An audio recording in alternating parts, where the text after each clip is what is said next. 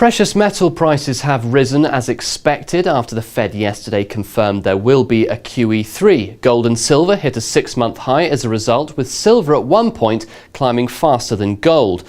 Well, joining me on the line to discuss this further and to give us her projections going forward is precious metals analyst Joni Teves from UBS in London.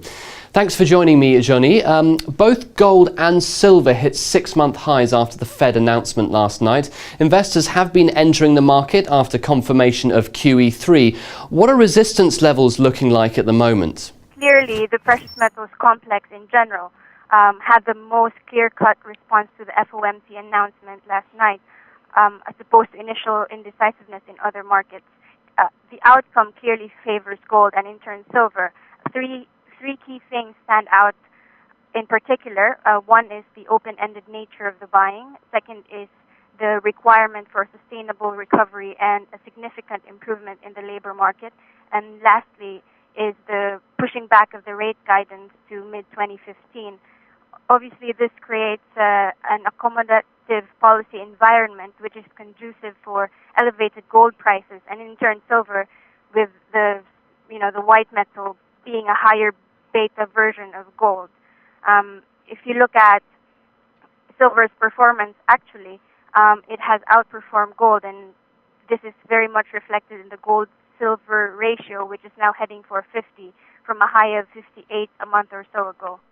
Now, what about platinum? Because we've seen continued strike action in South Africa brought about by that horrible incident a few weeks back where 34 miners were killed by police. Are there signs that the price of platinum group metals are being affected by this strike? Yes, so for PGMs, it's been over the last month or so, it's been mainly a response to supply side issues. So yesterday we saw a bit of a response to the QE announcement, but I would say that the bulk of the strength in PGM prices at the moment reflects the supply risks coming out of South Africa. Finally, Joni, what are your views going forward? I mean, is there a chance we could see the likes of gold break through the 2,000 barrier, for instance? If so, what will this mean for the future of gold? Well, our 1-month forecast for gold is at 1850, and our 3-month is also at 1850.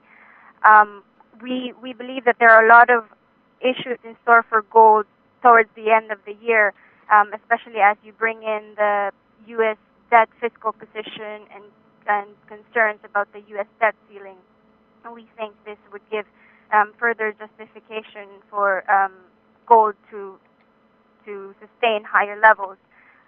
For silver, our 1-month and 3-month forecast is at 37, so clearly we still see some upside from here.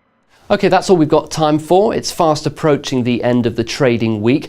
I'll be back a bit later with the day's movers and shakers, but for now, goodbye and have a great weekend.